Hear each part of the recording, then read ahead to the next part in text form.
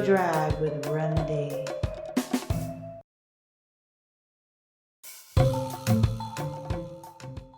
Ballyhoo, ballyhoo. The love affair continues. Welcome and thank you for listening.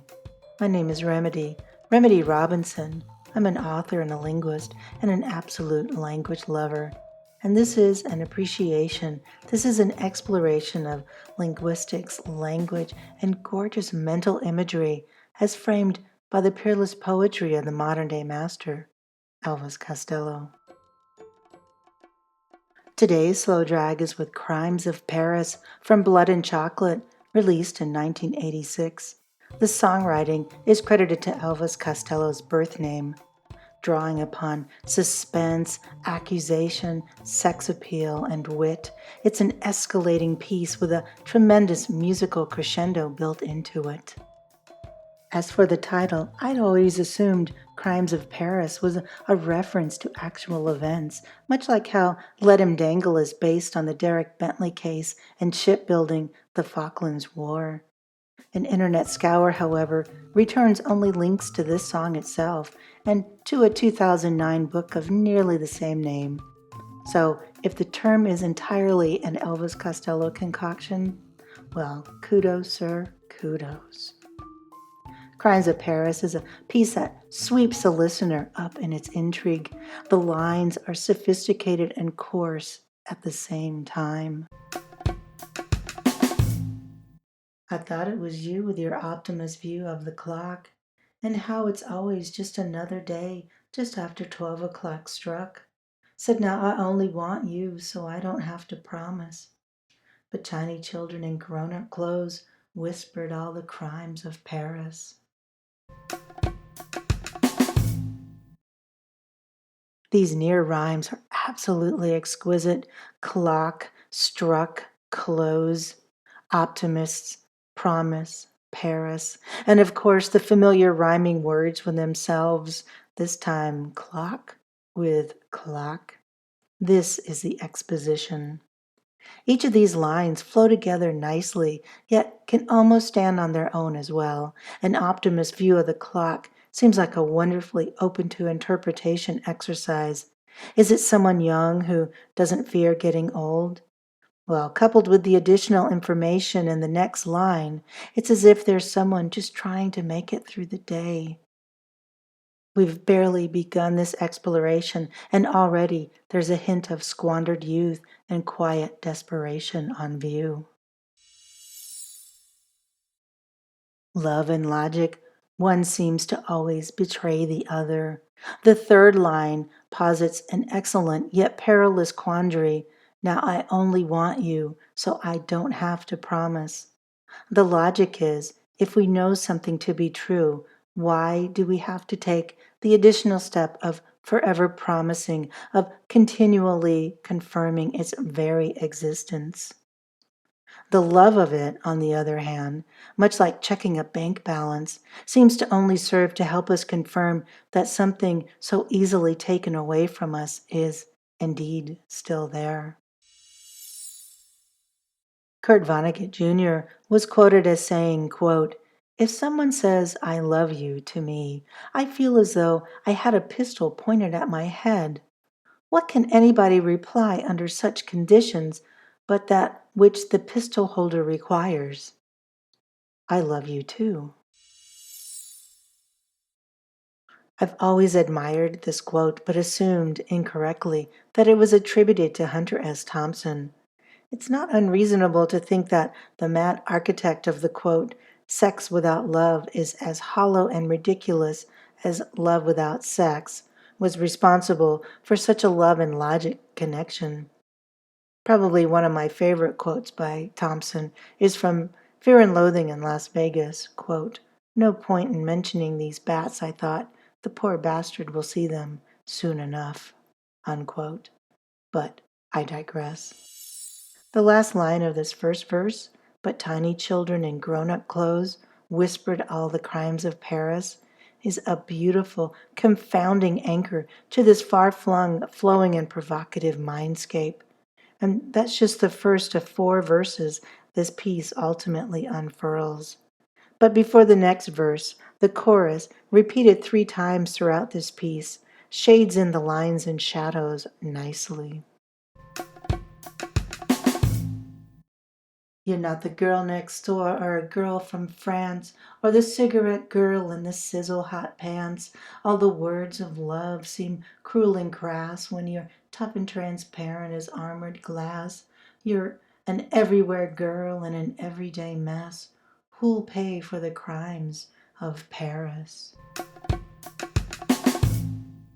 With the revelation that she's an everywhere girl in a simple everyday mess, a girl who is not from France or even next door, the notion that there are crimes in Paris creates a noir scene of mystery and intrigue, of things so salacious that they can only be mentioned in code and spoken about in out of context snippets. Interestingly, the first two and the last two lines of the chorus flank a soon to be familiar turn of phrase in a different piece that would go on to be released in 1995, 10 years after it was originally written. It landed in this chorus 1 year after it was lifted from the Elvis Costello penned Suffering Face. And I quote, "But if I seem so preoccupied, it's just my alibi. I'm all broken up inside. Even the words of love seem cruel and crass when you're tough and transparent as armored glass." It's sung as a lament in Suffering Face as opposed to a mere observation in this piece.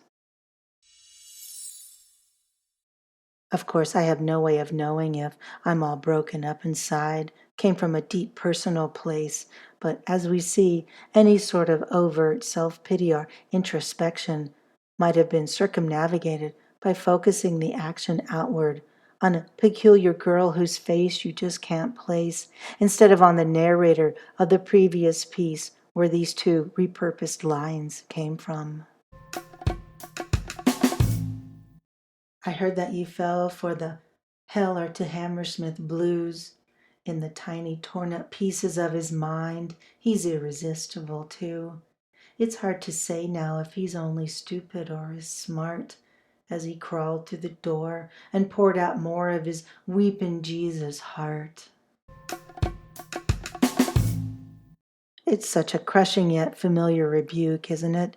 Typically directed inward. It's hard to say now if he's only stupid or is smart. He's coming back for more, pleading his case, it seems, and drunk as well. This is the rising action. And it's all here and now. She hits him with that paperweight Eiffel Tower. And I tried to hold on to you, but I don't know how. And I find it hard to swallow good advice, like going down for 3 times to only come up twice. Come up twice. This is the climactic scene, the crescendo I mentioned in the beginning. It's at this point where it becomes clear that this is more than just a mere song. It's a drama playing out in classic dramatic style. I've been pointing out the narrative arc as I've gone along. According to the observations of Gustav Freytag, a 19th century German novelist, in drama there are 5 plot points. First comes the exposition, then it moves to the rising action, and then, of course, to the climax. This climactic verse references a story within a story. The mention of hitting him with that paperweight Eiffel Tower is pulled straight from a French New Wave film. It's a Truffaut film, I'm pretty sure, but sadly I'm not able to recall the exact film. I just remember watching it long after I'd heard the song and felt giddy when correctly predicting that the woman in the scene would pick up the paperweight on the desk between her and a man, bashing him over the head with it. The final 2 plot points come in quick succession, existing within one verse. Here is the falling action. She's so convenient. He's always stiff as hair-lacquer. It's hard to discover now he's in love with her. It was her way of getting her own back. The fifth and final plot point, right on time, is the denouement, the beginning of the end, or simply the resolution. He never did anything she couldn't do on her own. You're as good as your word, and that's no good to her. You better leave that kitten alone.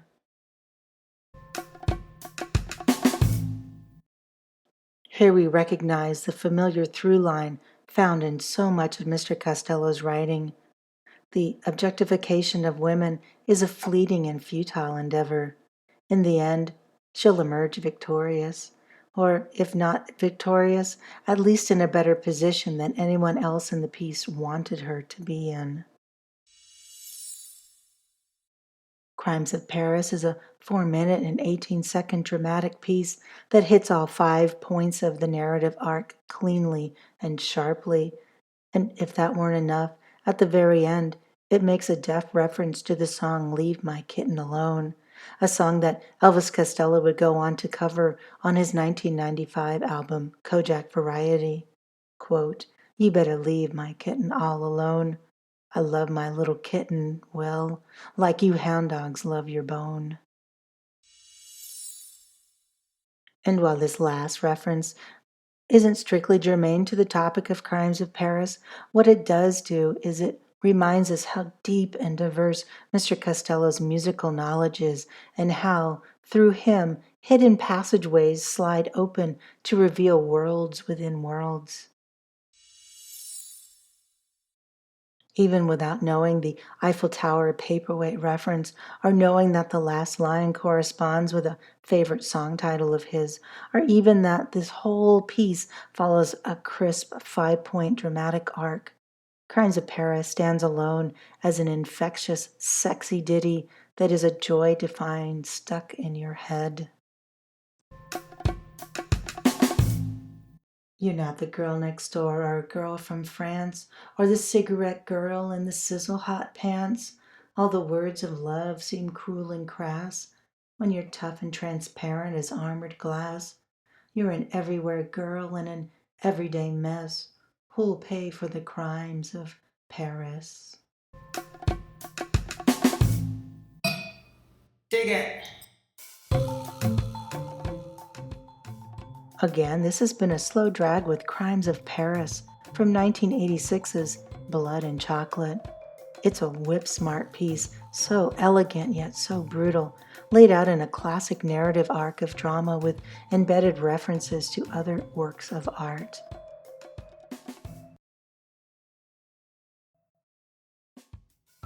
Well, my friend, that's it for today's slow drag. If I've overlooked or misinterpreted something that you've noticed, please let me know. So check the show notes for links and other useful references, including the song itself, its lyrics, as well as other songs mentioned. You can follow us on Twitter at Slow Drag Remedy.